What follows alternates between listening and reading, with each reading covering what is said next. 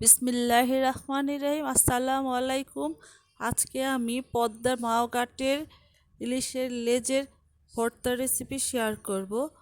আজকে আমি স্বপ্নাজ cooking rooftop blog থেকে সবাইকে শুভেচ্ছা জানাচ্ছি ইলিশের লেজের ভর্তা রেসিপিতে। আমি প্রথমে ইলিশের লেজ একটা পিঠের টুকরা নিয়েছি। টুকরা নিয়ে ধুয়ে ভালো করে হলুদ মরিচ লবণ মেখে নিয়েছি। এখন আমি একটা কড়াইতে পরিমাণ মতো সরিষার তেল দিব এবং সেই তেলে মাছগুলোকে ভালো করে ভেজে নিব।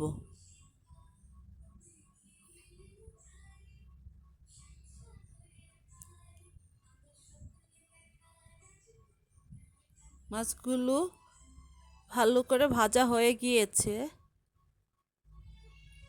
এখন আমি সেই তেলের মধ্যে শুকনা মরিচগুলো মচমচা করে ভেজে নিব। মরিচগুলোকে মচমচা করে ভেজে নিব।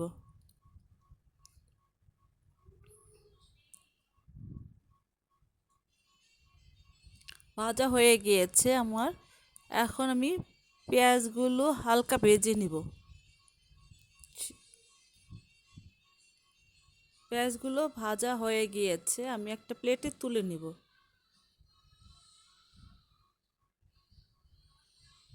তুলে নিয়েছি।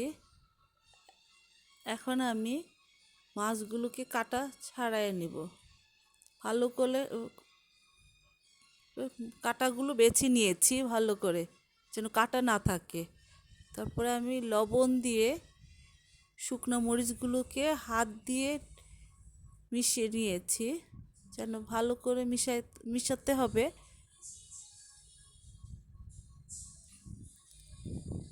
তারপরে আমি পেঁয়াজগুলো সাথে নিলাম। পেঁয়াজগুলোকে মিশাবো ভালো করে, তারপরে মাছগুলোকে মিশাবো।